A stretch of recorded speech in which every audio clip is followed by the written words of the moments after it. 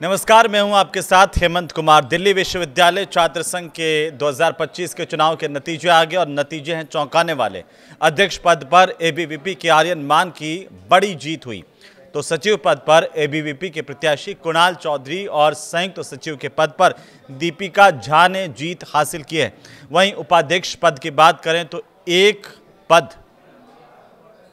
NSUI के खाते में आया, वो है उपाध्यक्ष पर एनएसयूआई के प्रत्याशी राहुल झांसला ने जीत दर्ज की। लेकिन आखिर अध्यक्ष पद पर अखिल भारतीय विद्यार्थी परिषद की इतनी प्रचंड जीत कैसे हुई, इसे जरा समझने की जरूरत है। आज की इस वीडियो में इसी पर हम बात करेंगे। आखिर दिल्ली विश्वविद्यालय में ऐसा क्या हुआ जब एक तरफ राहुल गांधी वोट चोरी का आरोप लगा रहे थे और विपक्ष पूरा का पूरा यूनिवर्सिटी में कई बड़े नेता पहुंचे, लेकिन क्यों छात्रों ने उनकी बात नहीं सुनी और एनएसयूआई को इतनी बुरी तरह से हार का सामना करना पड़ा।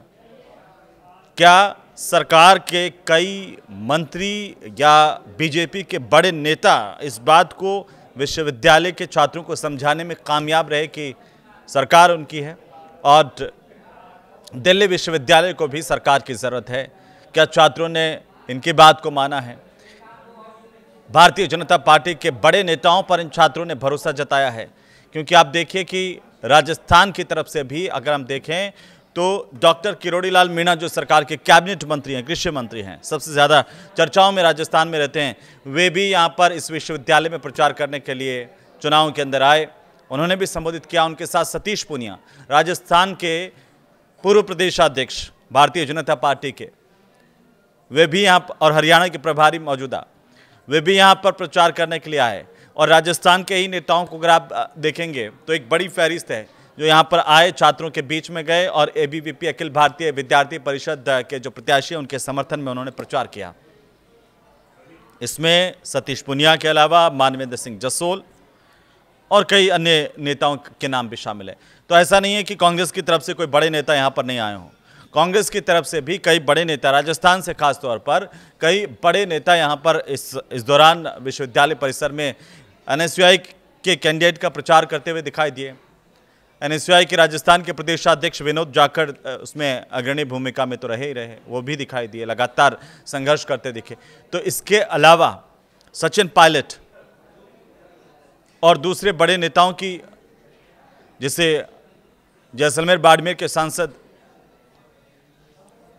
और इसके साथ साथ कई अन्य कई नाम हैं, बड़े नाम हैं जो लगातार विश्वविद्यालय के कैंपस में सक्रिय रहे। और आपको बताएं कि इतना ही नहीं, यहाँ पर निर्दलीयों के पक्ष में भी बड़े नेताओं की तरफ से वोटिंग से पहले तक समर्थन का खेल चला। नरेश मीणा यहाँ पर निर्दलीय को सपोर्ट करते नजर आए। हनुमान बेनीवाल वे भी एक निर्दलीय को सपोर्ट करते नजर आए। लेकिन उसके बावजूद एनएसयूआई और एबीवीपी में इस तरह की टक्कर की, सीधी टक्कर की बात आ रही थी। लेकिन जब इलेक्शन के नतीजे आए, इस चुनाव के जब नतीजे आए, तो मार्जिन इतना बड़ा कैसे हुआ, इसको लेकर के अब चर्चाएं हैं।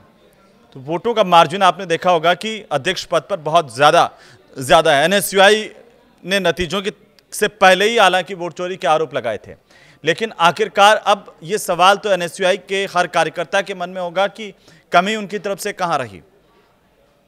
तो अखिल भारतीय विद्यार्थी परिषद जो है वो खुश है इस बात को लेकर के कि उनको विश्वविद्यालय के कैंपस से भारी समर्थन मिला।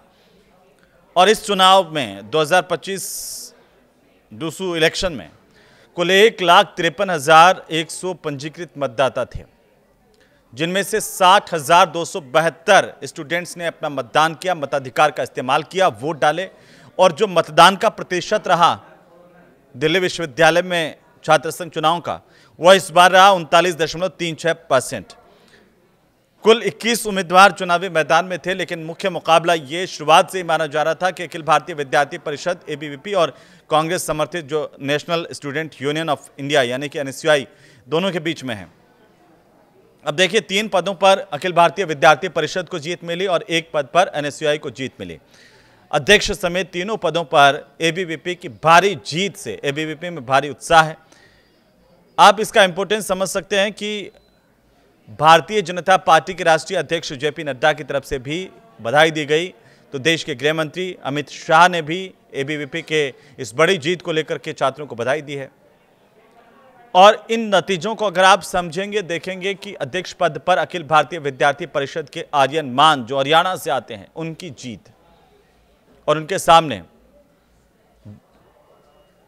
एनएसयूआई की जो कैंडिडेट वो राजस्थान से आती हैं, उनके बीच में मुकाबला, लेकिन हार और जीत का मार्जिन बहुत बड़ा है। सचिव पद की अगर हम बात करें तो एबीवीपी के जो प्रत्याशी हैं कुणाल चौधरी वो जीते हैं। संयुक्त सचिव पद पर दीपिका झा ने जीत हासिल की है। वहीं उपाध्यक्ष का पद जो एनएसयूआई के खाते में गया, वहां पर राहुल झांसला की जीत हुई है। अब आप देखिए कि अध्यक्ष पद पर आर्यन मान ने जीत हासिल की। आर्यन मान कौन है, कहां से आते हैं, थोड़ा सा जरा इसे समझ लेते हैं जो जीते हैं कैंडिडेट। क्योंकि राजस्थान के कैंडिडेट्स को लेकर के बड़ा सपोर्ट हो रहा था, हरियाणा के कैंडिडेट्स को लेकर के बड़ा सपोर्ट हो रहा था, लेकिन विश्वविद्यालय की राजनीति क्या इन दो राज्यों के बीच उलझ करके रही या फिर मामला कुछ और है? क्योंकि आर्यन मान हरियाणा के बहादुरगढ़ से हैं। दिल्ली विश्वविद्यालय के प्रतिष्ठित हंसराज कॉलेज से उन्होंने स्नातक किया है और वर्तमान में दिल्ली विश्वविद्यालय से लाइब्रेरी साइंस के छात्र आर्यन मान हैं। उनकी विशेष रुचि खेलों में भी है, जिसमें फुटबॉल के वे खिलाड़ी हैं, अच्छे खिलाड़ी हैं। और आर्यन मान ने दिल्ली विश्वविद्यालय में एबीवीपी के फीस वृद्धि के विरोध में जो कैंपेन फीस वृद्धि को लेकर एबीवीपी ने चलाया था, उसमें उन्होंने बढ़ चढ़कर हिस्सेदारी ली थी। छात्रों का उनको बराबर सपोर्ट भी मिला। बुनियादी विश्वविद्यालय के ढांचे के विकास को लेकर के आंदोलन किया, उसमें भी सक्रिय भूमिका इनकी रही। अब दोस्तों इलेक्शन एबीवीपी की जीत के बाद, अब जैसे मैं कह रहा था कि ये चुनाव इतना महत्वपूर्ण क्यों है, और इसका अंदाजा आप इस बात से लगा सकते हैं कि अखिल भारतीय विद्यार्थी परिषद की जीत पर बीजेपी के राष्ट्रीय अध्यक्ष जेपी नड्डा ने बधाई दी है। केंद्रीय मंत्री और बीजेपी के राष्ट्रीय अध्यक्ष जेपी नड्डा, उन्होंने बधाई दी है और युवा साथियों को बधाई देते हुए शुभकामनाएं दी है। और उन्होंने एक्स पर लिखा कि स्वामी विवेकानंद के आदर्शों पर चलते हुए एबीवीपी ने सदैव युवाओं को राष्ट्रवाद और निस्वार्थ सेवा की भावना से प्रेरित किया। यह विजय दर्शाती है कि युवा पीढ़ी राष्ट्र प्रथम के संदेश को अपना रही है, जो भारत को एक उज्जवल और सुदृढ़ भविष्य की तरफ लेकर जाएगा। तो अखिल भारतीय विद्यार्थी परिषद की इस प्रचंड जीत पर देश के गृह मंत्री, भारतीय जनता पार्टी के वरिष्ठ नेता अमित शाह ने भी बधाई दी है। अमित शाह ने कहा कि दिल्ली विश्वविद्यालय छात्र संघ चुनाव में अखिल भारतीय विद्यार्थी परिषद की प्रचंड जीत पर परिषद के कार्यकर्ताओं को बधाई। यह जीत युवाओं की राष्ट्र प्रथम की विचारधारा में अटूट विश्वास का प्रतिबिंब है। इस विजय से परिषद की छात्र शक्ति को राष्ट्र शक्ति में परिवर्तित करने की यात्रा को और ज्यादा गति मिलेगी, इसलिए यह महत्वपूर्ण है। और इसीलिए शायद बीजेपी की तरफ से भी दिग्गज चुनाव प्रचार में उतरे और कांग्रेस की तरफ से भी अलग अलग राज्यों के जो बड़े नेता हैं, उनके मौजूदगी यहां पर कैंपस में देखने को मिली। आर्यन मान, अगर उनके वोटिंग को अगर हम देखते हैं, एबीवीपी के प्रत्याशी थे, तो देखिए 28,841 वोट उनको मिले हैं। जो मार्जिन रहा है वो 16,000 से ज्यादा का यहां पर रहा है। उपाध्यक्ष के पद पर गोविंद तंवर, उनको मिले 20,547 वोट। सचिव के पद पर कुणाल चौधरी एबीवीपी के, उनको मिले 23,779 वोट। संयुक्त सचिव के पद पर दीपिका झा 21,825 वोट उन्होंने हासिल किए। और उनके सामने एनएसयूआई की जो प्रत्याशी हैं वह है जॉसलिन नंदिता चौधरी, जो राजस्थान से आती हैं। 12,645 वोट ही मिल पाए। अब ये सवाल उठ रहा है कि आखिर जॉसलिन नंदिता चौधरी हैं, उनके और आर्यन मान के बीच में इतना ज्यादा डिफरेंस कैसे हुआ? तो देखिए, सीधे सीधे आप अगर देखेंगे कैंपस की राजनीति को, तो यहां पर एनएसयूआई में फूट इसका सबसे पहला कारण माना जा रहा है। पहले से ही लगातार ये कि टिकट बेच दिया, ये एक नैरेटिव जरूर छात्रों के बीच में गया। तो ये भी गया कि जो पहले ही टिकट बेच दिए, खरीद फरोख्त कर रहे हैं एनएसयूआई के पैनल की, तो वो आगे चलकर क्या भला करेंगे। तो ये एक मैसेज छात्रों के बीच में गया और कई लोगों को लगता है कि इससे बड़ा नुकसान हुआ है। एनएसयूआई के राष्ट्रीय अध्यक्ष को लेकर के जिस तरह का एक नैरेटिव बनाया गया कि इस चुनाव के बाद में एनएसयूआई के बहुत सारे लोगों को बाहर का रास्ता दिखा दिया जाएगा, वो भी एक बड़ी वजह मानी जा सकती है। तो जॉसलिन जिस तरीके से एक बारगी हमने देखा कि जब सीट का जो प्रत्याशियों का ऐलान किया गया एनएसयूआई की तरफ से, उसके बाद उनका ग्राफ तेजी से बढ़ा। खासतौर पर राजस्थान में तमाम जगहों से उनके पक्ष में माहौल बनता दिखा और वो माहौल जो है विश्वविद्यालय के कैंपस तक भी पहुंचा। तो जोसलिन नंदिता चौधरी 12,645 वोट ही क्यों ले पाई? उसका एक दूसरी वजह जो यह है कि नरेश मीणा ने जोसलिन को अपना सपोर्ट नहीं किया। हनुमान बेनीवाल राजस्थान में युवा में जिनकी खासी पकड़, उन्होंने जोसलिन को सपोर्ट नहीं किया। और भी कुछ फैक्टर हैं जो धीरे धीरे सामने आएंगे। अब आप देखिए एबीवीपी में राहुल झांसला जो एनएसयूआई के प्रत्याशी जीते हैं, उनको 29,339 वोट मिले हैं। सचिव के पद पर कबीर 16,117, ये एनएसयूआई के कैंडिडेट्स हैं। संयुक्त सचिव पर लवकुश भड़ाना जो हार गए, 17,380 वोट उनको मिले। और अब देखते हैं कि आयशा के कैंडिडेट्स को लेकर के उनको कितने वोट मिले हैं।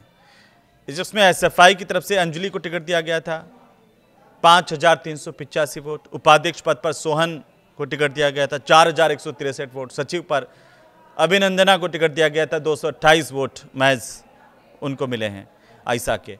आयशा के ही प्रत्याशी संयुक्त सचिव पद पर अभिषेक थे, उनको 8,425 वोट मिले हैं।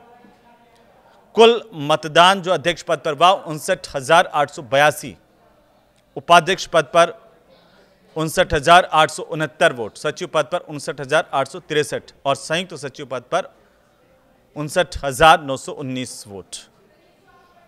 एनएसयूआई के राहुल झांसला की हालांकि जीत, एक कैंडिडेट एनएसयूआई का यहां पर जीता, 24 साल के राहुल झांसला है और बौद्ध अध्ययन में परास्नातक हैं। पिछले 2 सालों से छात्रों के मुद्दों के लिए खुद संघर्ष कर रहे हैं। तो राहुल झांसला एनएसयूआई से ज़्यादा खुद की एक छवि इसमें मायने रखती है कि उनकी पकड़ छात्रों में कितनी थी। और राहुल ने बेहतर विश्वविद्यालय और खेल संरचना, स्वच्छता, छात्रावास, कक्षा व्यवस्थाओं को लेकर, पीने के स्वच्छ पानी को लेकर के उपलब्धता पर, महिलाओं के लिए महिला विकास प्रकोष्ठ की स्थापना की भी मांग की है।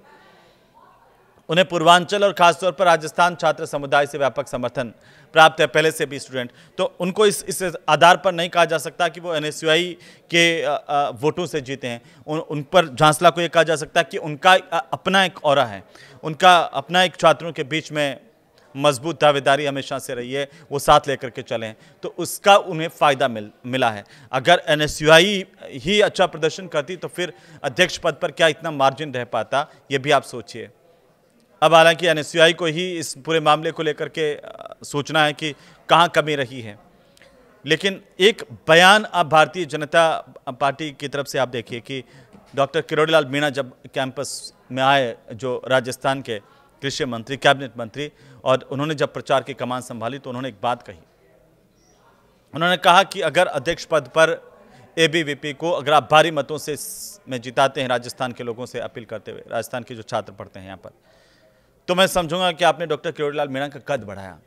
वो बयान अब राजस्थान में भी वायरल हो रहा है, उस बयान को भी सुनिए। अगर आप एबीवीपी को एक तरफा वोट डालोगे, एबीवीपी जीतेगी, तो मैं मानूंगा कि डॉक्टर किरोड़ीलाल का सही सम्मान राजस्थान के जवानों ने किया है, राजस्थान के भाइयों ने किया है। तो किस तरीके से यहाँ पर ये हार और जीत का पूरा गणित, पूरा का पूरा समीकरण चला है, वो पहले से ही दिख रहा था। कमज़ोर कड़ियाँ पहले से एनएसयूआई को सामने आ रही थी। जैसे सचिन पायलट आए खुद, और सचिन पायलट के सामने एक स्टूडेंट ने पूछ लिया कि आपने टिकट क्यों बेचा और कितने में बेचा, वो जवाब नहीं दे पाए। तो एक तो जो जुड़ाव है छात्रों के बीच में, जो नेता आए तो सही लेकिन बाहरी अपील करके माहौल बना करके चले गए। अच्छा होता कि जो कांग्रेस के नेता यहाँ पर पहुँचे वो छात्रों को विश्वास में लेते, छात्रों की समस्याओं को हल करते, उनको भरोसा देते कि अगर टिकट बिका भी है तो वो इस पर कार्रवाई करवाएंगे। आगे से ऐसा नहीं होगा, लेकिन वो अपने ही लोगों को जोड़ करके नहीं रख पाए, और यही वजह है कि एनएसयूआई के भीतर से इतने बागी खड़े हो गए और इसका नुकसान यहाँ पर एनएसयूआई को उठाना पड़ा है। लेकिन फिलहाल ये जो डीयू इलेक्शंस के परिणाम हैं उनको लेकर पूरे देश भर में चर्चा है, और इस बात को लेकर के अगर आप देखें तो इन परिणामों का असर जो है उसको लेकर के अखिल भारतीय विद्यार्थी परिषद पूरी तरह से खुश हैं, उत्साहित हैं उनके कार्यकर्ता। बाकी जो इलेक्शंस है उन पर भी पड़ सकता है, ऐसा भी कहा जा रहा है। लेकिन क्या आगे आने वाले दिनों में एनएसयूआई खुद को और मजबूत कर पाएगी, अपनी कमियों को उजागर कर पाएगी, या फिर एबीवीपी अखिल भारतीय विद्यार्थी परिषद अपने इस प्रदर्शन को बरकरार रख पाती है, ये आने वाले दिनों में देखने को मिलेगा। नमस्कार।